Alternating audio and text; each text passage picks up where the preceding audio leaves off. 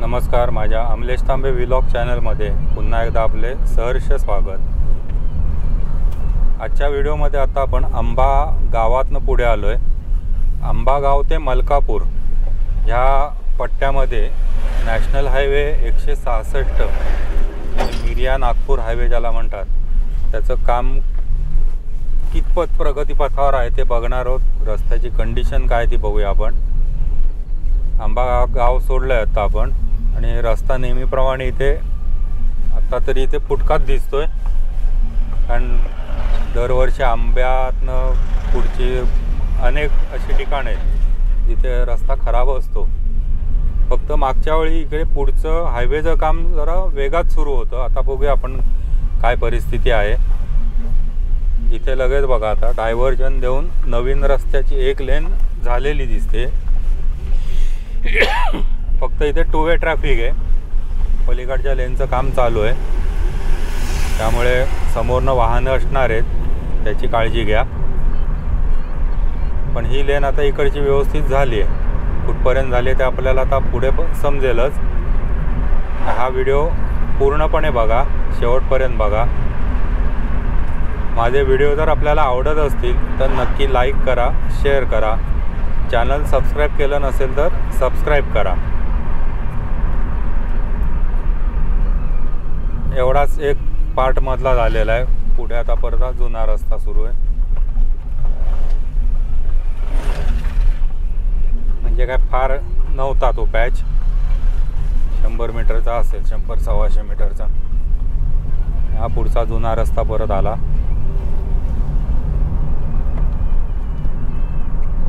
ह्या रस्त्याला पावसाळ्यात बऱ्याच ठिकाणी जिथे पाणी असं म्हणतात की रस्त्यावर येतं, मी तर काय कधी पाहिलं नाही रस्त्यावर आलेलं पाणी, पण त्या पॅचमध्ये कायम रस्ता खराब असतो, कायम। पावसाळ्यातनं गाडी इकडनं आणणं म्हणजे पोटात गोळा येतो, पण दुसरा पर्याय पण नाही आहे काही। कोल्हापूरला वगैरे ज्यांना जायचं आहे त्यांना हाच रूट आहे, नाहीतर मग एक लांबचा रूट घ्यायला लागतो, तो म्हणजे मुंबई गोवा हायवेला लागायचं आणि तिकडनं अणुस्कुरा घाटातनं पाचल मार्गे किंवा पुढनं कणकवलीच्या इकडनं फोंडा मार्गे, पण ते खूप लांबचं अंतर आहे। हा शॉर्टकट आहे, पण इथे रस्त्याची कायम पावसाळ्यानंतर अवस्था वाईट असते। पाऊस संपला सगळं पूर्ण फुटलेलं असतं।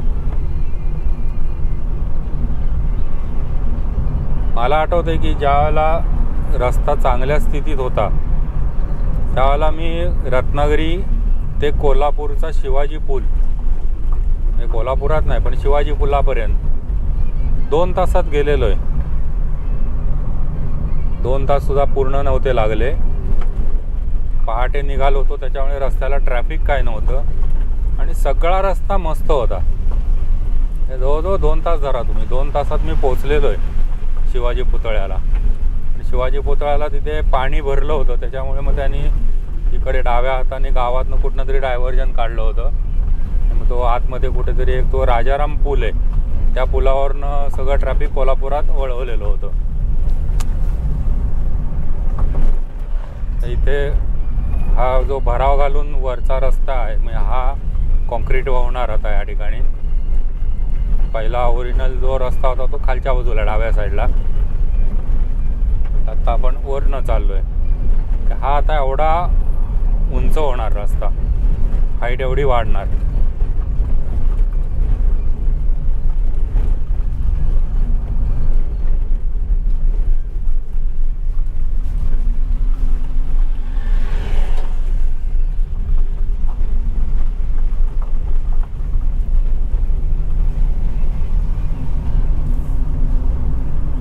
हा रस्ता कसा कुठून नेत आहेत तो बघायचा आहे।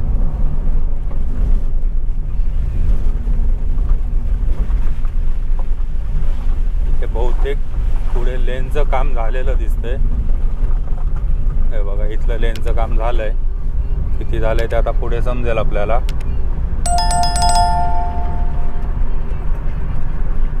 पण मरू देत, जे वाळवंटामध्ये 2 थेंब पाणी मिळण्यासारखं आहे त्याच्यातच समाधान मानायचं.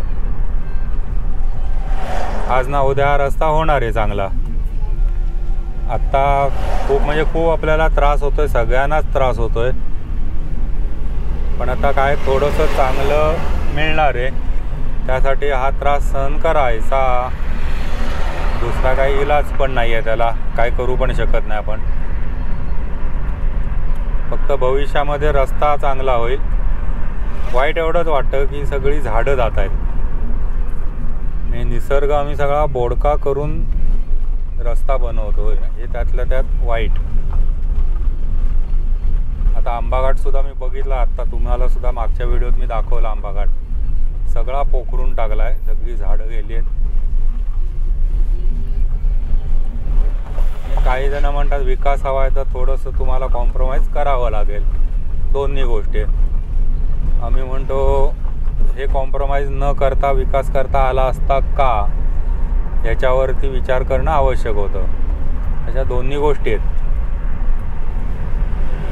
पण माझं वैयक्तिक मत आहे, रस्ते बनवताना झाडं न तोडता रस्ता बनवता आला असता तर आणखीन बहार आली असती. त्या रस्त्यावरनं जायला आणखीन मजा वाटली असती. आणि नंतर जे गव्हर्नमेंट म्हणतं आम्ही एवढी झाडं लावू तेवढी झाडं लावू, त्याला काय अर्थ नाही. बोगनवेलीची झाडं लावून काही फरक पडणार नाही. मूळ जी झाडं होती मोठी 100-100 वर्षांची झाडं होती, ती सगळी आपण त्यांची कत्तल करून टाकली आणि त्याच्या जागी लावतोय काय तर बोगनवेल.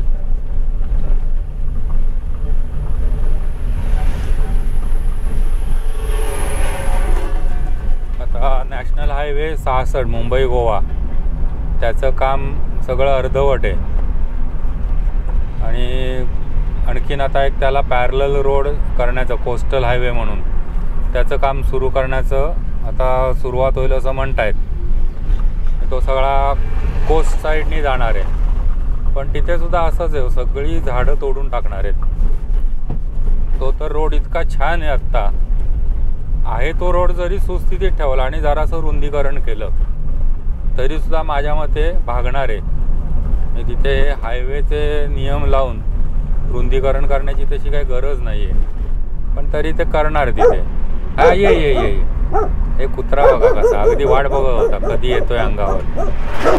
जोश केवढा असतो त्यांच्या अंगात. टू व्हीलरवाल्यांसाठी मात्र धोका असतो. अनेक टू व्हीलरवाल्यांना पाडलेलं आहे अशा कुत्र्यांनी.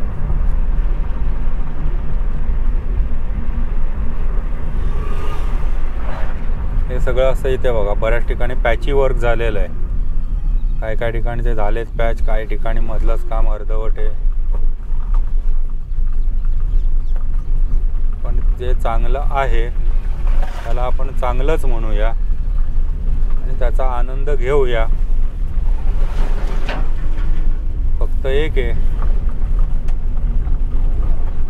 पूर्वीच्या आठवणी आणि निशाण्या सगळ्या पुसल्या गेल्या आहेत. काहीच कळत नाही कुठे आलोय.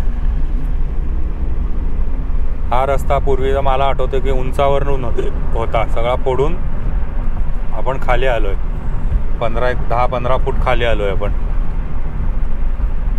नाही तर इथे चढ होता.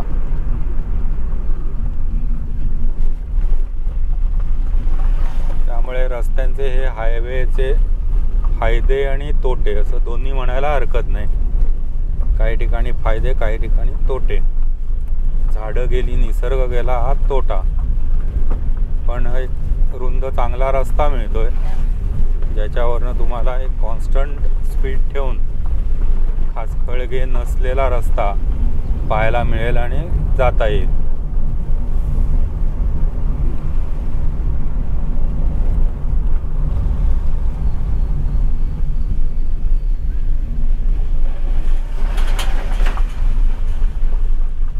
इकडच्या भागात जरा पाऊस भरतोय, कदाचित पुढे पडणार आहे हा पाऊस. रत्नागिरीतनं सुद्धा आज निघालो त्यावेळेला बऱ्यापैकी पाऊस सुरू झाला होता. जोरात नव्हता पण चालू होता पाऊस. आता एक 2-3 दिवस पावसाची लक्षणं आहेत असं म्हणतायत. बघूया.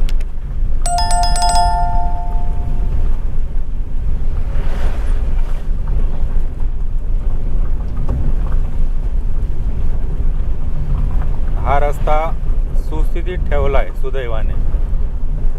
थोडा खडबडीत आहे पण खड्ड्यांपेक्षा हे बरं आहे.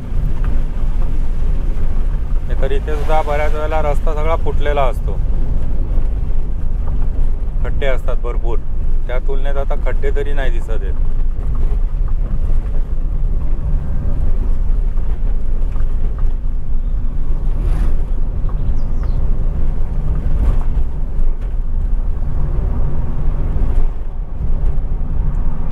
पण बऱ्याच दिवसांनी जे या बाजूला येणार आहेत त्यांना नक्कीच गांगरायला होईल. कुठल्या भागात आलो ते पटकन कळत नाहीये. जुना रस्ता बघा, हा वरून होता इकडनं.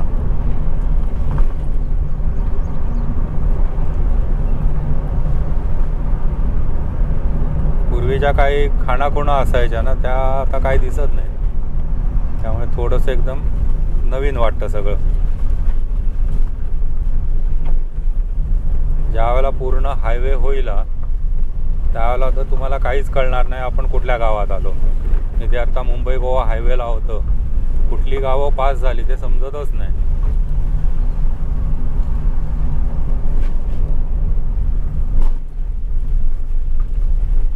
तर हे वारुळ गाव आलं. वारुळ गावातला फेमस पूल, खूप जुना ब्रिटिशकालीन पूल आहे. तरी अजून तग धरून उभा आहे.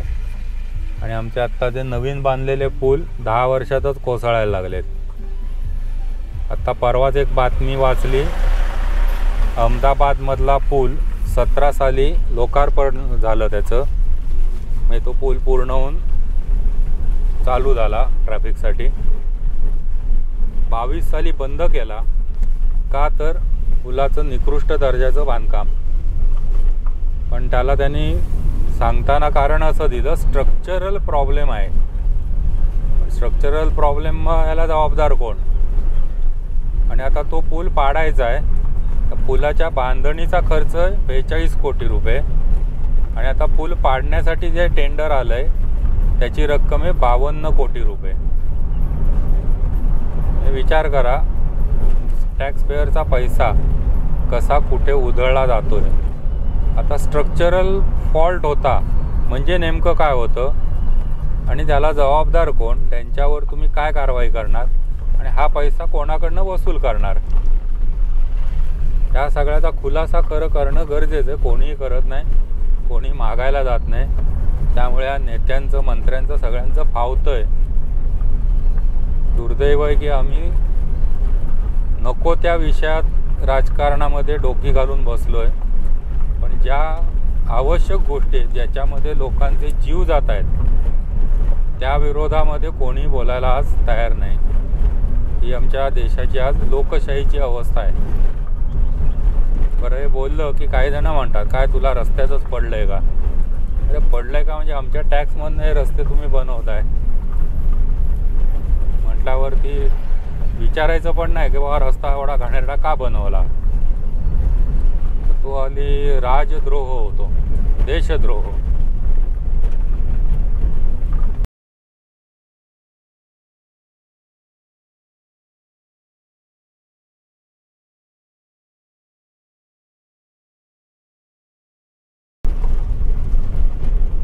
कोणीही आलं तरी सर्वसामान्य जनतेशी त्यांना काहीही देणं घेणं नाही. आपली खुर्ची वाचवणं, आपली सत्ता वाचवणं आणि त्याच्यासाठी काय वाटेल ते करणं, कुठल्याही थराला जाऊन, एवढंच फक्त हे राजकारणी लोक आज करू शकतात.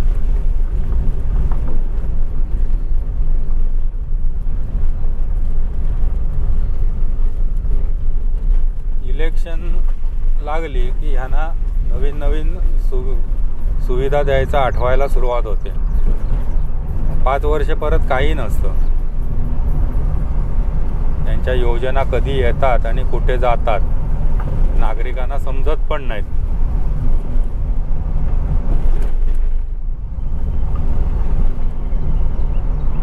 आणि सगळे बघितले गेंड्याच्या कातडीचे आहेत. तुम्ही किती शिव्या घाला, बडबडा, काही करा, कोणाला काही फरक पडत नाही.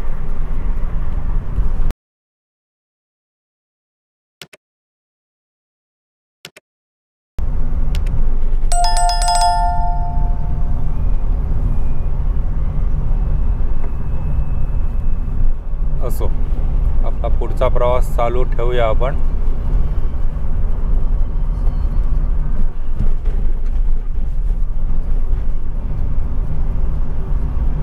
इकडच्या भागात तर अजून काही म्हणजे काहीच प्रगती नाही दिसत आहे.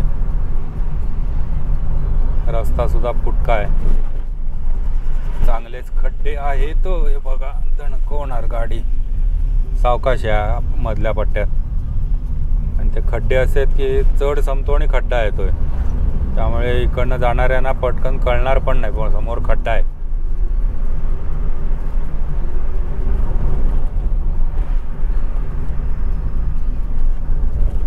आता पावसानंतरचा खड्डा अनुभव यायला सुरुवात झाली. पावसाळ्यानंतरचा रस्ता.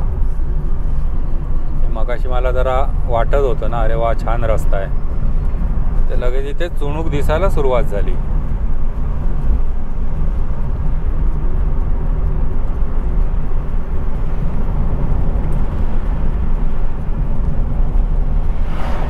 हे बघा, सगळे फुटके रस्ते सुरू आहेत.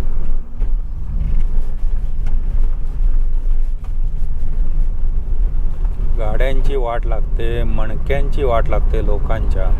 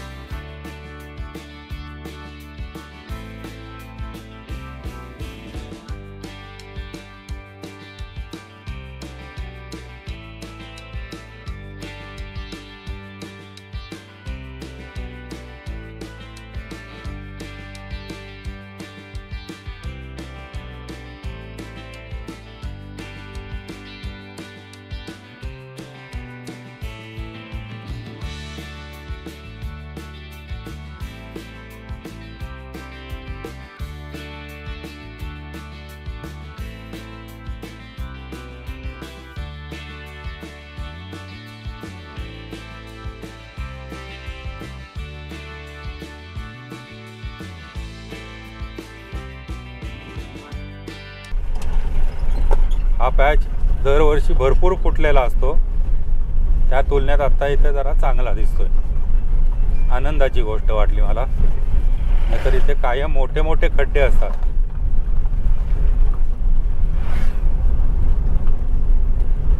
यावर्षी जरा खड्डे नाही आहेत असं म्हणायला हरकत नाही.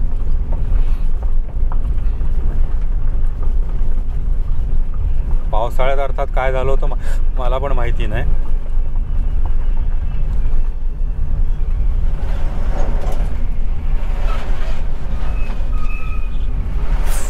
या गाड्या चाललेल्या आहेत, गाड्यांचे कंटेनर आहेत.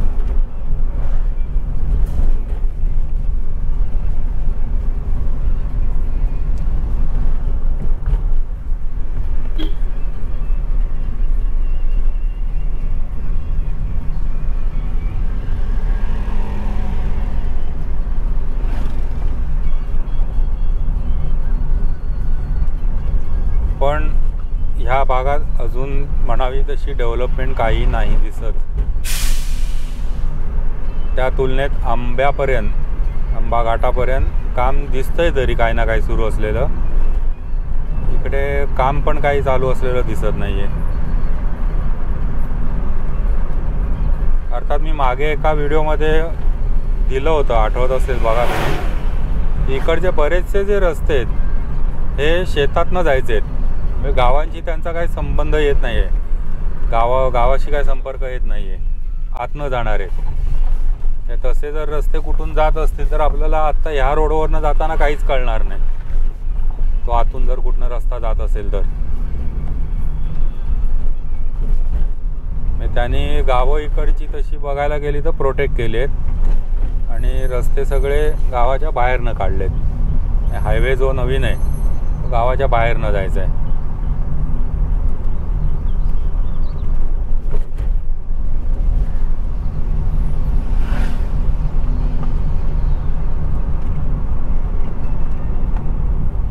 रस्ता तसा बऱ्यापैकी इकडे फुटका आहे. मोठे खड्डे नाही आहेत, पण असं स्पीडनी जाण्याजोगा पण वाटत नाही. रस्ता बऱ्यापैकी फुटका आहे.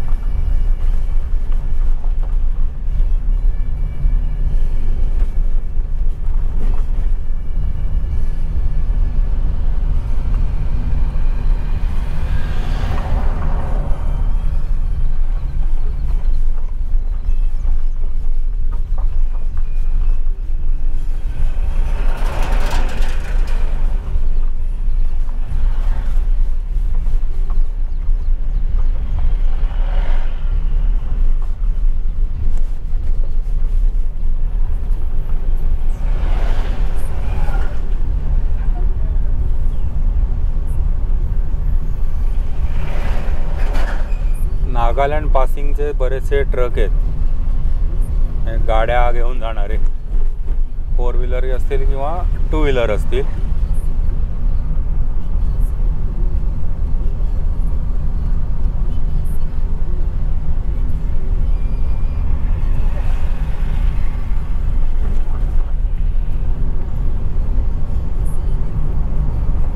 आपण मलकापूरच्या जवळ आलोय. मलकापूरची ॲक्च्युली इथनं सुरुवात झाली. हा व्हिडिओ पण मलकापूर गावाची जिथे सुरुवात होते तिथपर्यंत करणार आहोत.